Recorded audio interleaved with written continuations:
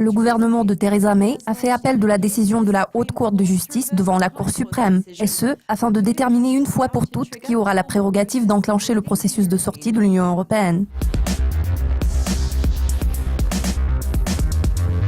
Le gouvernement de Theresa May est également confronté à des problèmes internes. Certains membres du Parti conservateur exigent que la Première ministre soit plus transparente en ce qui concerne ses plans en matière de Brexit. Près de 40 députés conservateurs se disent prêts à voter avec le Parti travailliste faisant partie de l'opposition dans le but de contraindre Theresa May à fixer un délai limite pour le Brexit avant le démarrage des négociations officielles.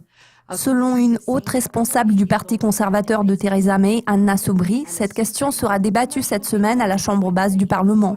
Il pourrait toutefois s'agir d'un vote non contraignant. En réalité, cela dépasse le cadre de la politique des partis et celui du tribalisme.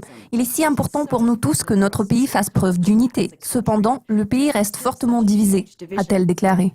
Le porte-parole de Theresa May, Greg Swift, a répondu à cet appel. Nous ne dévoilerons pas nos cartes avant que cela ne soit nécessaire.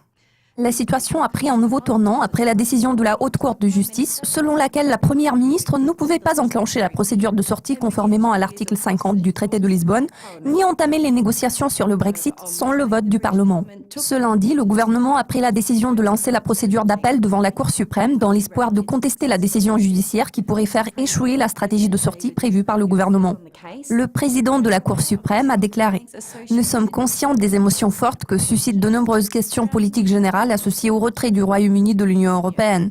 Cependant, ces questions politiques ne font pas l'objet du présent appel. Cet appel porte sur des questions juridiques et en tant que juge, il est de notre devoir d'examiner ces questions de manière impartiale et de décider de la suite à donner à cette affaire conformément à la loi. C'est ce que nous allons faire. » Si le gouvernement gagne un appel, Theresa May pourra invoquer l'article 50 d'ici fin mars, comme c'était initialement prévu.